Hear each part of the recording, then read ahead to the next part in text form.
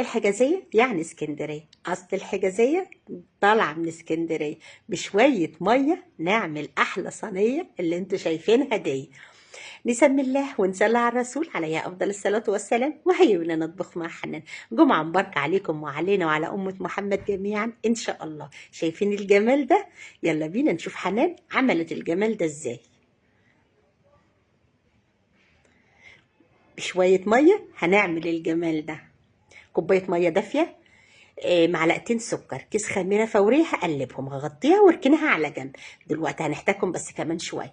كوبايتين سميد، كوبايه المطبخ عادي، المج بتاع الشاي بتاعنا اللي هو 225. كوبايتين دقيق، نص معلقه ملح، قلبيهم كده مواد الجافه. معايا كوبايه ميكس سمنه على زيت. عايزاها زيت بس يا حنان اوكي، عايزاها زيت بس يا حنان مفيش مشكله، بس لو عملتهم ميكس مع بعضهم بيبقوا حلوين قوي. حلو، هبسهم بقى، بسيهم كده مع بعضهم الاول. هبسهم يكون الخميره اتفعلت خلاص. بعد ما هبسهم كده كويس كله كده هيتشرب. اهو هنزل بقى بالخميره. بص العجينه عامله ازاي في ايديا، زي الفل زي الفل اهو. اول ما هنزل بيها كده هتحسي العجينه طرت قوي، بس هيتشرب لان السميد بيتشرب خالص، بيتشرب السوائل جامد قوي. برضه عجنتها مش عجنتها، انا دوبت كده السوائل وهسيبها شويه. هغطيها كده واسيبها شويه زي ربع ساعه كده على ما اجهز الحشوه بقى. كوبايه سميد، كوبايه سكر، معلقتين قرفه، معلقه كاكاو. قلبي بقى كده كويس. نص معلقه سمنه ده اختياري، عايزه تحطي نص معلقه سمنه اوكي، مش عايزه تحطي مفيش مشكله، بس بتديها طعم حلو برضه، حلو جميل. المعايا ميه هبلبلها بقى، هستخدم معلقتين اتنين ميه بس. ليه؟ علشان اقدر امسكهم في بعضهم زي الرمل كده. هبسهم برضو زي ما انا بسيت السميد بالدقيق. بصوا انا برضو كده، بصوا زي ما انا بسيت العجينه هبس ده لحد ما يديني الملمس الرملي، اكن الرمله كده مبلوله. بصوا اهو بسيتها هبلبلها، بس هي كله هياخد معلقتين اتنين ميه، انا بنقط بس كده عليها. اهو خلاص كده اخلصها. يلا بينا هجهز بقى الصينيه، هجهز صينيه كده كبيره، مقاس ده 30 باين. الصينيه دي كبيره اوكي. يلا العجينه سبتها ربع ساعه كده، اللي هو العجينه اللي احنا عاملينها، وقسمتها كده من النص. هاخد النص اللي هو كبير شويه صغنن كده، اكبر حبه اهو، على كيس لبن وقصيته. كوري، عايزه تفردي على طول في قلب الصينيه على طول افردي، بس انا قلت علشان ايه، اديني شكل حلو، والسمنه تفضل بقى انا ايه دهنا السمنه كويس الصينيه كويس. هفردها كده بالنشابه بايديكي باي حاجه افرديها قرص كده على حسب بقى. لو انت الصينيه بتاعتك مستطيله اعملها مستطيل، الصينيه مدوره اعمل القرص بتاعك مدور، على حسب انت براحتك. وتشيلي بالكيسه كده، تشيلي بالكيسه كده بالراحه عشان ما تقطعش منك، لانها هي دايبه اصلا.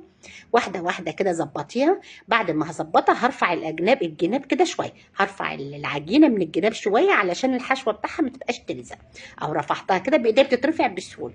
تعالوا ما نحط الحشوه بقى بايدنا وهبطبطها كده عشان كلها تبقى لازقه ببعضها بقى كلها، ما تبقاش حاجه ايه، ما تبقاش مفرفطه من بعضها كده. الجزء التاني نفس برضو الاكياس بتاعنا تاني، واحد تحت واهو كورتها بايديا، كيسه تحت وكيسه فوق، وافرد عشان تساعدني على الفرد كمان. وعلى انا عايزه تاخدي قطعه كده وتبطبطيها بايدك كده وتحطيها مفيش مشكله، مش هيحصل اي حاجه لو لزقتها كلها جنب بعضها. بص اهو، بص اهو عادي، اللي هو متطرف ده هشيله كده وهلزقها، بطبطها كده كلها على بعضها.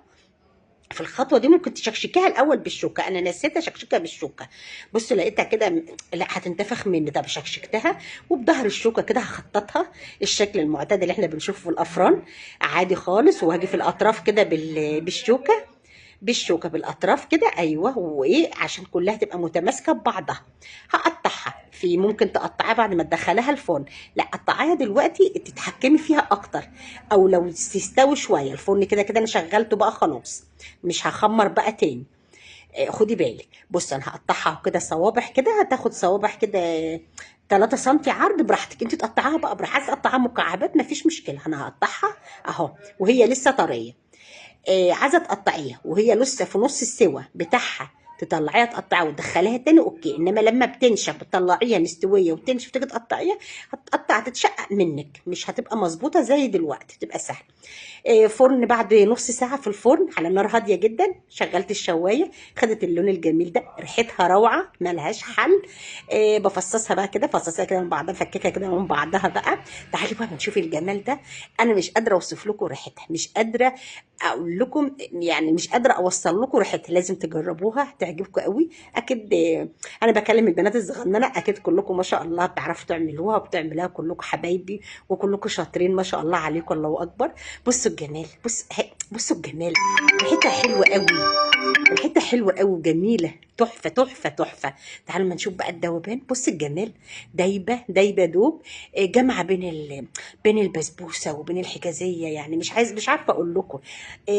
ما تنسونوش بدعوه حلوه وتفاعل. اشوف وشكم بخير، فيديو جديد مع الف سلام.